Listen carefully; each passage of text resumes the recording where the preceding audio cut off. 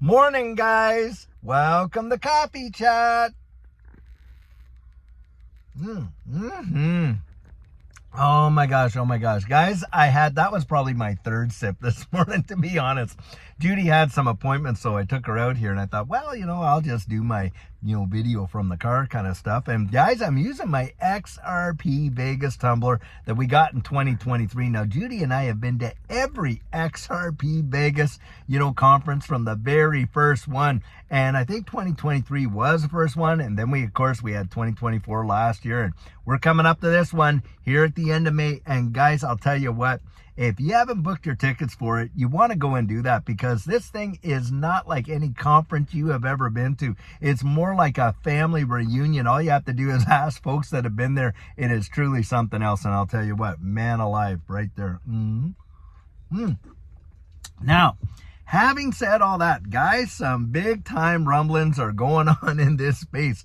Since we now know that the whole case is all done, that, Ripple's going to pay, $50 million, I guess, for the fine and stuff like that. And then, of course, we know that all the institutions, the SEC is going to go back to the court and ask Judge Annalisa Torres to release that injunction so that Ripple can get back on track with selling to institutions right here in the United States. And of course, this is a big boon. Now, the next domino to fall, a lot of people are talking about, are the ETFs. Now, I was reading an article this morning where someone was talking about how Garlinghouse had commented on Blackrock and, team working up with doing an XRP ETF themselves. Now, it comes from an interview that was done a little bit back, but guys, look at what's happened since he had that, interview. A lot of the things that he said have come to pass. Now, just check this little clip out about where Garlinghouse was commenting on that Blackrock statement. Are you in talks with the largest issuers, particularly Blackrock, to get this done? Well, I'm not going to comment on that. I know BlackRock has said some things publicly. We think it makes sense for the XRP community overall. Ripple obviously is a very important stakeholder in the XRP ecosystem, but we're not the only player. And look, we've seen, before the SEC lawsuit, XRP was the second most valuable digital asset. I think because of the headwinds of that lawsuit, we've now seen that largely abate. But the long-term view on these things is about, how do you create utility and really solve real world problems with these different digital assets?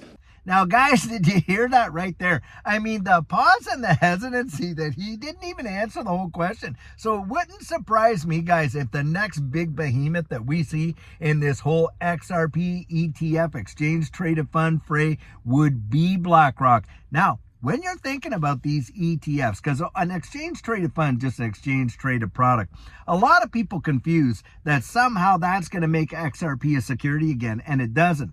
Even though they're spot ETFs, they're holding the underlying asset. The underlying asset does not have to be a security, even though the exchange traded funds, they themselves are, of course, securities. And so this is something just to clear that up right there. It is not going to make XRP a security at all.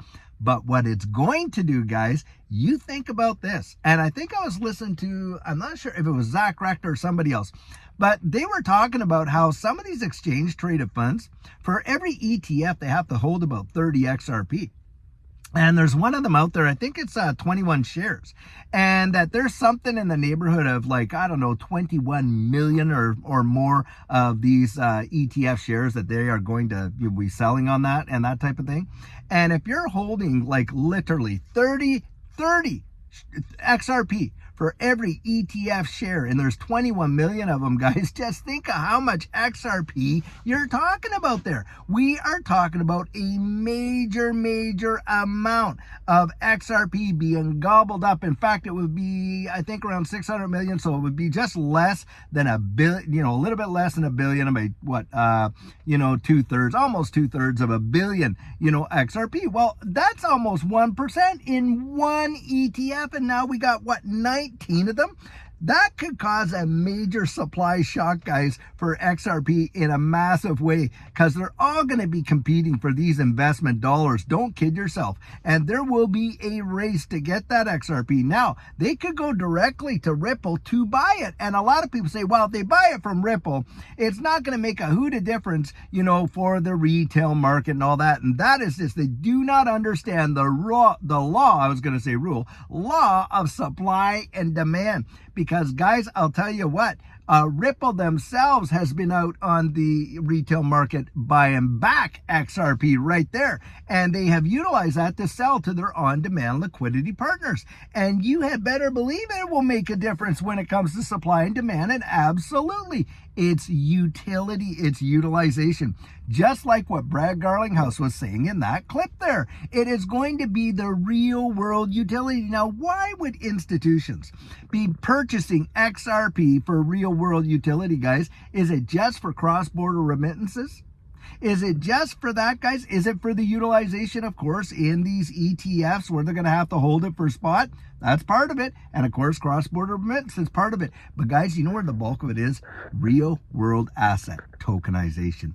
Right there. And you are talking about, that is where we are going in this fourth industrial revolution. It's the tokenization of everything. Yep, you had better believe it.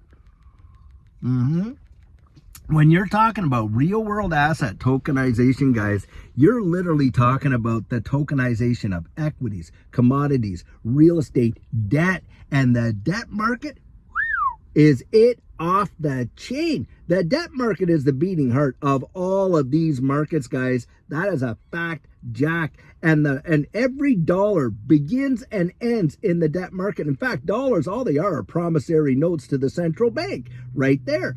And now we just had Trump come out with a new executive order demanding that all of these payments that the government makes, they have to be made on modernized electronic systems. What do you think they're talking about there, guys? They're talking about distributed ledger technology. Bang. You're seeing the infrastructure of the new digital economy being absolutely not just laid, but cemented in. In fact, the foundations there, guys, they're building on it now. They're building on it now. And this is where I see XRP is going to absolutely play a massive, massive role. Now, you get a company like Blackrock, because of course we had Franklin Templeton, and there's all other big partners out there doing these XRP ETFs. But I think once you see Blackrock and you see JP Morgan and you see all the rest doing it, it is going to be on like Donkey Kong. And I'm telling you, and with the dogs being let out, as it were, with all of this, uncertainty that has been hovering over XRP for all these years gone, guys, what do you think's going to happen? What do you honestly think's going to happen with the appreciation of these assets when the supply and the demand side is absolutely skewed towards the demand? Because the supply, we know, is limited. And a lot of people think, well, 100 billion, that is so much. Guys, that is a drop in the bucket. Just think of cross-border remittances alone. You're talking trillions of dollars per day in cross-border remittances, guys, right there. And you think if every XRP, was worth like $10 or whatever, that's only $10 trillion. I think we could see some major moves in XRP with respect to its price because of the utilization. And you're talking about all the equity markets. The equity markets are worth something like 95 trillion worldwide. In and of itself, that alone tokenizing those real world assets. Forget about that. Real estate's 360 trillion. The debt market over $300 trillion. See, a lot of these people that are putting these caps on XRP for price, they do not understand the global money supply, or they've never even looked at it, and really how money and monetary instruments flow in terms of value. And of course, you've got the derivative markets. Now, you just think about this. If you took every equity, market that there is, and how they trade now 9 to 5 and they close on weekends, holidays, and all that. Think about that in this space where it's 365, 24/7, nonstop, no sleeping. Now, you imagine the NYSE, the NASDAQ, the TSX, and all the other, market, exchanges out there trading 24/7, 365.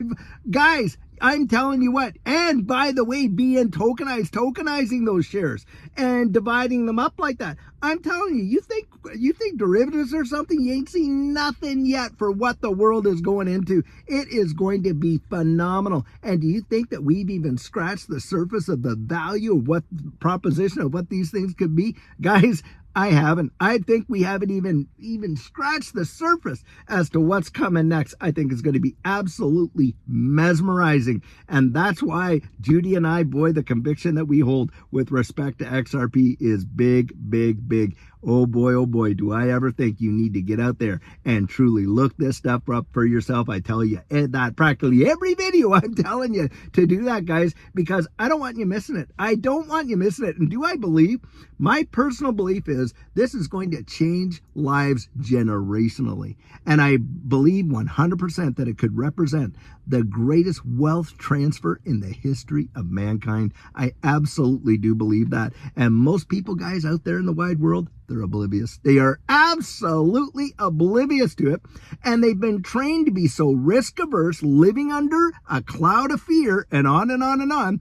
And of course, their economy has been crashed right out underneath them so that they don't have the expendable money to go out and to invest. Think about this. Back when, not that long ago, just a little bit. Actually, we only have to go back, just before November, before Trump got elected. XRP, I think, was trading around 52 cents at that time. And even just a few months before there, I think it dropped down to 38 cents. Now, think about this. $38,000 at the time could have bought you 100,000 XRP. It's going to cost you $244,000 to do the same thing now. How many people do you think out there have 244 grand expendable cash sitting around so that they could pick up 100,000 XRP? Not that many. I would suspect not that many. Guys, it's going to get where you can't even pick up 20,000 XRP at reasonable prices. I genuinely believe that that is my 100% biased opinion. And that's why even today at the prices that they are, I think people are missing it, and how. But that's why I want you to get out there and really research it so you don't miss it. Don't base your decisions on what I say, what that one says, what this one says. Go out and find out for yourself, because like I love to say, if I could talk you into it, someone else could certainly go out there and talk you out of it. That's a fact, Jack. Well, guys, I'll tell you what, I sure hope you've been having just an amazing, fantastic morning, stuff like that. And later on, boy, do we have another amazing video planned for you. And until then, guys, have a fabulous one and take care.